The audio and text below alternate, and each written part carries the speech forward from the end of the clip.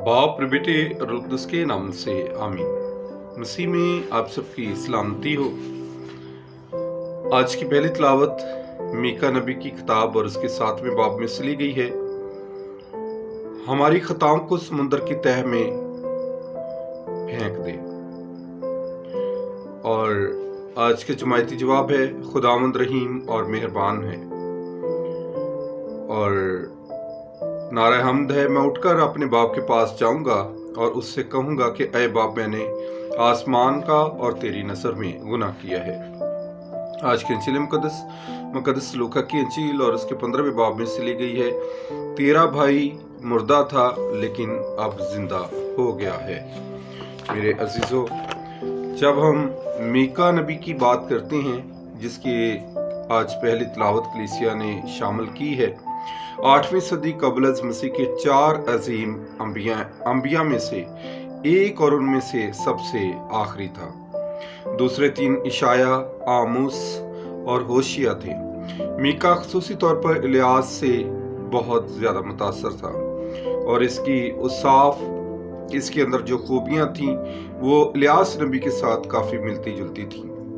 इसलिए बहुत से लोग ये कहते हैं कि इलियास ने दोबारा जन्म ले लिया है। मीका बड़ी खुरदरी और बेबाक गुफ्तगू करता है और बहुत निडर था। जुल्म और बुतप्रस्त लोगों के खिलाफ उसने बहुत नबूवत की है। और मीका नबी जो है, ये यहूदा के जनूब मगरब में वाक़े इलाके मिर्शिया का रहने वाला ये नबी खुद भी गरीब था, इसलिए गरीबों की आवाज़ बना। उसने 4 बादशाहों इज़िया, युताम और हिजकिया के दौर में सल्तनत की है और आहाज बादशाह के साथ। हिजकिया ने मजहबी इस्तिलाहात की थी, वो मीका की नबूवत से मुतासर होकर ही की थी। मीका ने कहा, अपने आसा से अपनी उम्मत यानी अपनी मिरास की गलाबानी कर। मीका 7 बाब में लिखा गया है।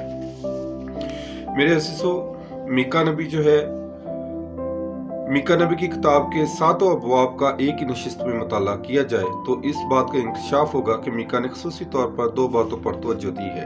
नंबर 1, समाजी इंसाफ। इन पर अफसोस जो बदकारी के मंसूबे बांधते और अपने पलंग पर शरारत की तदबीरें आजाद करते हैं, वो सुबह होते ही इन्हें अमल में लाते हैं, क्योंकि ये उनके अख्तियार में है कि वो लालच करके खेतों को जब्त करते हैं और घरों को छीन लेते हैं। वो आदमी और इसकी मिरास पर जुल्म करते हैं। दूसरी बात, हकीकी इबादत। उसने लोगों पर वाज़े कर दिया कि दिखावे और रियाकारी ये सब असली इबादत की नफी करते हैं। खुदा ज़हरीपन नहीं चाहता, बल्कि इस इबादत को कबूल करता है जो दिल की गहराइयों से की जाए। ऐसी इबादत जो सिर्फ होंठों की जुम्बश से आगे ना बढ़े और जो दिल के तारों को ना छुए, बेअसर होती है। दरअसल खुदा के हकाम की तमील ही असल इबादत है।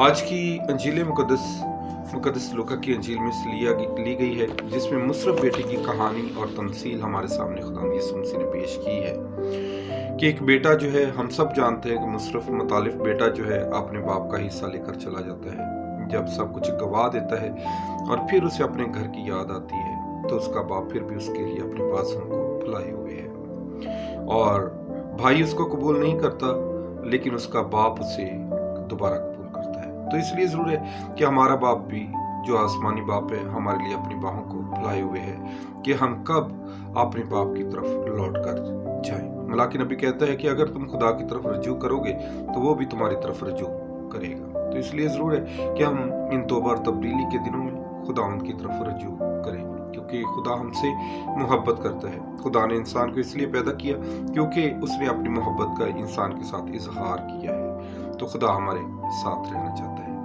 आज का दिन मेरे लिए, आपके लिए बाइस बरकत ठहरे।